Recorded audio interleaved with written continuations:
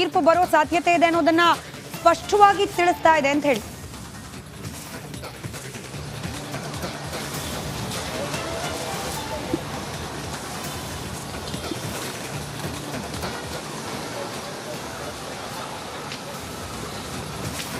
ಖಂಡಿತವಾಗ್ಲೂ ಸ್ಮಿತಾ, ನೋಡಿ ನೆನೆ ಹೈಕೋರ್ಟ್ನ ಒಂದು ಜಡ್ಜ್ಮೆಂಟ್ ಕಾಪಿಯನ್ನ ಗಮನಿಸಿದಾಗ ಅದರಲ್ಲಿ ಸ್ಪಷ್ಟವಾಗಿ ಉಲ್ಲೇಖ ಮಾಡಲಾಗಿದೆ.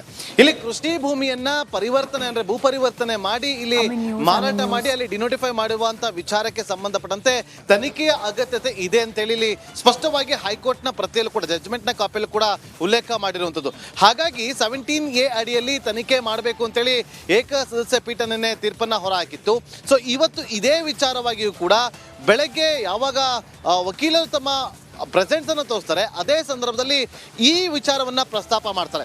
ಹೈಕೋರ್ಟ್ನಲ್ಲಿ ಈಗ ಪ್ರಮುಖವಾಗಿ ಕೃಷಿ ಭೂಮಿಯನ್ನ ಭೂ ಪರಿವರ್ತನೆ ಮಾಡಿರುವ ವಿಚಾರವಾಗಿ ತನಿಖೆ ಆಗಬೇಕು, ಜೊತೆಗೆ ದೇವರಾಜ್ ಅನ್ನುವ ಹೆಸರು ಸೃಷ್ಟಿಯಾಗಿದೆ, ಅಲ್ಲಿ ಮಾರಾಟ ಮಾಡಿರುವಂಥದ್ದಾಗಲಿ ಅಥವಾ ಬೇರೆ ಜಾಗದಲ್ಲಿ ಖರೀದಿ ಮಾಡುವುದಾಗಿತ್ತು, ಆದರೆ ಇದೇ ಜಾಗದಲ್ಲಿ ಯಾಕೆ ಖರೀದಿಯನ್ನ ಮಾಡಿದ್ರು, ಇದೆಲ್ಲವೂ ಕೂಡ ಗೊತ್ತಾಗಬೇಕು ಅಂತಂದ್ರೆ ಅದು ಸ್ಪಷ್ಟವಾಗಿ ತನಿಖೆಯಿಂದ ಮಾತ್ರ ಗೊತ್ತಾಗುತ್ತೆ ಅಂತೇಳಿ. ಹಾಗಾಗಿ ಇನ್ವೆಸ್ಟಿಗೇಷನ್ ಅಗತ್ಯತೆ ಇದೆ ಅಂತೇಳಿ ಮತ್ತೊಮ್ಮೆ ಇವತ್ತಿನ ನ್ಯಾಯಾಧೀಶರ ಮುಂದೆ ಅದನ್ನ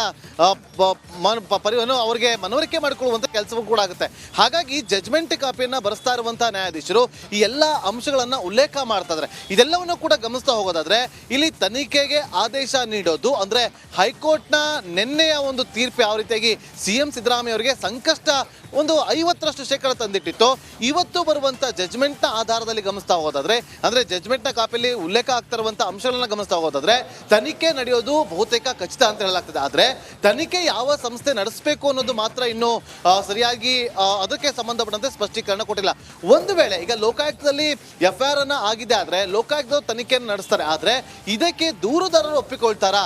ಹಾಗಾಗಿ ದೂರುದಾರರ ನಡೆ ಯಾವ ರೀತಿಯಾಗಿರುತ್ತೆ ಅನ್ನೋದು ಒಂದು ಕಡೆ ಆದ್ರೆ, ಮತ್ತೊಂದು ಕಡೆ ಸಿಎಂ ಸಿದ್ದರಾಮಯ್ಯ ಅವರ ಪರ ವಕೀಲರು ಮುಂದಿನ ನಡೆ ಯಾವ ರೀತಿಯಾಗಿ ಇಡಬೇಕು ಅನ್ನೋದ್ರ ಬಗ್ಗೆ ಕೂಡ ಸಾಕಷ್ಟು ತೀರ್ಮಾನವನ್ನ ಕೂಡ ತೆಗೆದುಕೊಂಡಿದ್ದಾರೆ. ಹಾಗಾಗಿ ಡಿವಿಷನ್ ಬೆಂಚ್ಗೆ ಹೋಗೋದಕ್ಕೆ ಹೈಕೋರ್ಟ್ನ ಡಿವಿಷನ್ ಬೆಂಚ್ ಅಂದ್ರೆ ದ್ವಿಸದಸ್ಯ ಪೀಠಕ್ಕೆ ಹೋಗೋದಕ್ಕೆ ಅವರು ಕೂಡ ತೀರ್ಮಾನವನ್ನ ಮಾಡಿಕೊಂಡಿದ್ದು, ಆ ಮೂಲಕ ಅಂದ್ರೆ ಈಗ ಏನು ಆದೇಶಗಳು ಜಡ್ಜ್ಮೆಂಟ್ ಹೊರಬಂದ್ರೆ ಅದರ ತಡೆ ಕೂರಬೇಕು ಅಂತೇಳಿ ಅವರು ಸೆಕೆಂಡ್ ಬೆಂಚ್ ಅಂದ್ರೆ ಡಿವಿಷನ್ ಬೆಂಚ್ಗೆ ಹೋಗುವಂಥದ್ದು. ಹಾಗಾಗಿ ಎರಡೂ ಕಡೆಯಲ್ಲೂ ಕೂಡ ಕಾನೂನಾತ್ಮಕವಾದಂಥ ಸಮರ ಮುಂದುವರಿಯುತ್ತೆ. ಒಂದು ಕಡೆ ಮೇಲ್ಮನವಿ ಸಲ್ಲಿಕೆ ಅರ್ಜಿಯನ್ನು ಸಲ್ಲಿಕೆ ಮಾಡುವಂಥದ್ದು, ಮತ್ತೊಂದು ಕಡೆ ಈಗ ದೂರುದಾರರು ಇದಕ್ಕೆ ಸಂಬಂಧಪಟ್ಟಂತೆ ಒಂದು ಸ್ವತಂತ್ರ ಸಂಸ್ಥೆಯಿಂದ ತನಿಖೆ ಆಗಬೇಕು.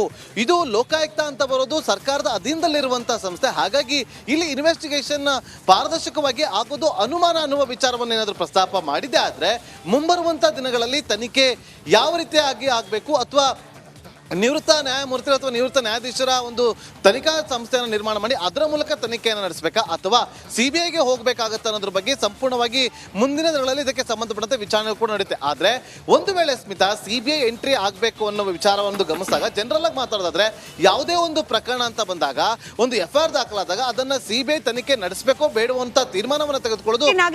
ಮತ್ತಷ್ಟು ಅಪ್ಡೇಟ್ಸ್ ಲಭ್ಯವಾಗ್ತಾ ಇದೆ. ಪ್ರಧಾನಿ ನರೇಂದ್ರ ಮೋದಿ ಸಿದ್ದರಾಮಯ್ಯನವರ ವಿಚಾರದ ಬಗ್ಗೆ ಪ್ರಸ್ತಾಪ ಮಾಡಿ ಮಾತನಾಡಿದ್ದಾರೆ. ಕರ್ನಾಟಕ ಸಿಎಂ ಮೇಲೆ ಭೂ ಹಗರಣದ ಆರೋಪ ಇದೆ. ಪ್ರಾಸಿಕ್ಯೂಷನ್ಗೆ ಅನುಮತಿ ಕೊಟ್ಟರೂ ಕೂಡ ಅರ್ಜಿ ಹಾಕಿದ್ರು. ಹೈಕೋರ್ಟ್ ಕೂಡ ಮತ್ತೆ ಸಿಎಂ ಮೇಲೆ ಚಾಟಿ ಬೀಸಿದೆ. ಹೈಕೋರ್ಟ್ ಕೂಡ ಪ್ರಾಸಿಕ್ಯೂಷನ್ ನೀಡಿದ ಕ್ರಮ ಸರಿ ಇದೆ ಅನ್ನೋ ತೀರ್ಪನ್ನೇ ನೀಡಿದೆ ಅಂತ ಹೇಳಿ ಪ್ರಧಾನಿ ಮೋದಿ ಸಿದ್ದರಾಮಯ್ಯನವರ ವಿರುದ್ಧದ ಈ ಭೂ ಹಗರಣ ಮೂಡಾ ವಿಚಾರದಲ್ಲಿ ಅಕ್ರಮವಾಗಿ ಸೈಟು ಪಡೆದ ಹಗರಣದ ಬಗ್ಗೆ ಪ್ರಸ್ತಾಪ ಮಾಡಿದ್ದಾರೆ. ಒಂದ್ ಕಡೆ ರಾಹುಲ್ ಗಾಂಧಿ ಸಿದ್ದರಾಮಯ್ಯನವರಿಗೆ ಕರೆ ಮಾಡಿ ನಾವಿದ್ದೇವೆ, ಹೈಕಮಾಂಡ್ ನಿಮ್ಮ ಪರವಾಗಿದ್ದೇವೆ ಅನ್ನೋ ಮಾಹಿತಿಯನ್ನ ನೀಡಿದ್ರೆ, ಮತ್ತೊಂದು ಕಡೆ ಪ್ರಧಾನಿ ನರೇಂದ್ರ ಮೋದಿ ಮಾತನಾಡಿದ್ದಾರೆ. ಕೇಳಿಸ್ಕೊಳ್ಳಿ. यहाँ कांग्रेस ने उस समय बनाई थी, आज कर्नाटका में उनकी सरकार है. जरा देखिए, अभी तो 2 साल हुए हैं, क्या हाल करके रखा है. वहां कांग्रेस के मुख्यमंत्री उन पर जमीन घोटाले के आरोप लगे हैं. जब इसकी जांच शुरू हुई तो कर्नाटका के मुख्यमंत्री हाईकोर्ट चले गए. हाईकोर्ट ने भी उनको एक और डंडा मारा.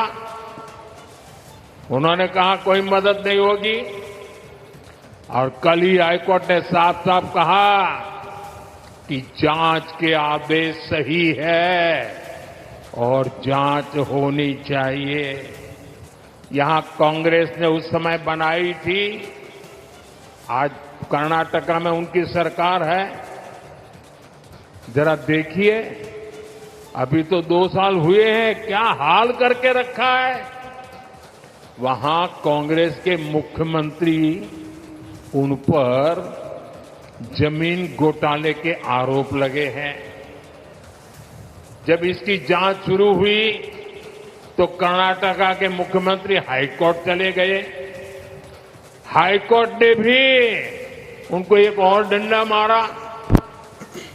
उन्होंने कहा कोई मदद नहीं होगी, और कल ही हाईकोर्ट ने साफ साफ कहा कि जांच के आदेश सही है और जांच होनी चाहिए। ನೋಡಿ, ತನಿಖೆಗೆ ಸಿಎಂ ಹಿಂಜರಿಬಾರದು, ಹೈಕೋರ್ಟ್ ಆದೇಶದ ಅಂಶವೂ ಇಲ್ಲಿ ಉಲ್ಲೇಖ ಆಗಿದೆ. ತನಿಖೆ ಮಾಡಬೇಕು ಅಂತಂದ್ರೆ ಸಿಎಂ ಈ ತನಿಖೆಯಿಂದ ಹಿಂಜರಿಬಾರದು. ಓಪನ್ ಕೋರ್ಟ್ನಲ್ಲಿ ಆದೇಶವನ್ನು ಬರೆಸಿದ್ದಾರೆ ಜಡ್ಜ್. ನೀವು ಸ್ನೇಹಮಯಿ ಕೃಷ್ಣ ಕೂಡ ಅದನ್ನೇ ಹೇಳ್ತಾ ಇದ್ರು, ತಪ್ಪು ಮಾಡಿಲ್ಲ ಅಂತಂದ ಮೇಲೆ ತನಿಖೆ ವಿಚಾರವಾಗಿ ಯಾಕೆ ಹಿಂದೇಟು ಹಾಕಬೇಕು, ತನಿಖೆಯನ್ನ ಮಾಡೋದಕ್ಕೆ ಈಸಿಯಾಗಿ ಬಿಡ್ಬೋದಲ್ವಾ. ಈಗಲೂ ಕೂಡ ಅದೇ ಉಲ್ಲೇಖ ಆಗ್ತಿರೋದು. ಹೈಕೋರ್ಟ್ ಆದೇಶದ ಅಂಶವೂ ಕೂಡ ಇಲ್ಲಿ ಉಲ್ಲೇಖ ಆಗಿದೆ. ನೆನೆ ತೀರ್ಪು ಕೊಡುವಂತ ವೇಳೆ ತನಿಖೆಗೆ ಆದೇಶ ಆದಂಥ ಸಂದರ್ಭದಲ್ಲಿ ತನಿಖೆಯಿಂದ ಹಿಂಜರಿಬಾರದು ಅನ್ನುವಂಥ ಉಲ್ಲೇಖ ಕೂಡ ಇವಾಗ ಆಗ್ತಾ ಇದೆ. ಬಿಎನ್ಎಸ್ಎಸ್ ಹಾಗೂ ಸಿಆರ್ಪಿಸಿಗಳ ಬಗ್ಗೆ ಕೂಡ ಉಲ್ಲೇಖವನ್ನು ಮಾಡ್ತಾ ಇದ್ದಾರೆ ಜಡ್ಜ್. ಬಿಎನ್ಎಸ್ಎಸ್ ಜಾರಿಗೂ ಮುಂಚೆ ಈ ಕೃತ್ಯಗಳು ನಡೆದಿವೆ, ಯಾವ ಪ್ರಕ್ರಿಯೆಯನ್ನ ಅನುಸರಿಸಬೇಕು ಅನ್ನೋದರ ಬಗ್ಗೆ ಕೂಡ ಜಡ್ಜ್ ಉಲ್ಲೇಖವನ್ನ ಮಾಡ್ತಾ ಇದ್ದಾರೆ. ಸುಪ್ರೀಂ ಕೋರ್ಟ್ನ ಕೆಲ ತೀರ್ಪನ್ನ ಇಲ್ಲೂ ಕೂಡ ಉಲ್ಲೇಖವನ್ನ ಮಾಡಲಾಗ್ತಾ ಇದೆ. ಓಪನ್ ಕೋರ್ಟ್ ನಲ್ಲಿ ಆದೇಶವನ್ನ ಬರೆಸ್ತಾ ಇದ್ದಾರೆ ಜಡ್ಜ್. ಯಾವುದೇ ಕಾರಣಕ್ಕೂ ಸಿಎಂ ಹಿಂಜರಿಯಬಾರದು. ಇನ್ ಕೇಸ್ ತನಿಖೆಯನ್ನ ಮಾಡಬೇಕು ಅನ್ನುವಂತಹ ಸಂದರ್ಭದಲ್ಲಿ ಸಿಎಂ ಹಿಂಜರಿಬಾರದು, ಧೈರ್ಯದಿಂದ ಈ ಒಂದು ಕೇಸನ್ನ ಅವರು ಎದುರಿಸಬೇಕು ಅನ್ನುವಂತಹ ವಿಚಾರವನ್ನು ಕೂಡ ಉಲ್ಲೇಖ ಮಾಡಲಾಗ್ತಾ ಇದೆ.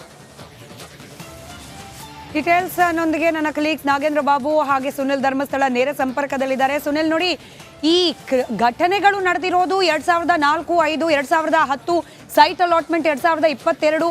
ಆದರೆ ಬಿಎನ್ಎಸ್ಎಸ್ ಆಗಿನ್ನೂ ಇರಲಿಲ್ಲ. ಹೀಗಾಗಿ ಯಾವ ಸೆಕ್ಷನ್ಗಳ ಅಡಿಯಲ್ಲಿ ತನಿಖೆ ಆಗಬೇಕು ಅನ್ನೋದ್ರ ಬಗ್ಗೆ ಕೂಡ ಕೋರ್ಟ್ನಲ್ಲಿ, ಅದರಲ್ಲೂ ನ್ಯಾಯಮೂರ್ತಿಗಳ ಆದೇಶದಲ್ಲಿ ಅದ್ರ ಬಗ್ಗೆ ಉಲ್ಲೇಖ ಆಗ್ತಾ ಇರೋದು. ಸೊ ಯಾವ ರೀತಿ ಗಮನಿಸ್ತಾ ಇದೆ ನ್ಯಾಯಾಲಯ ಈ ವಿಚಾರವನ್ನ ಅಂತ ಹೇಳಿ?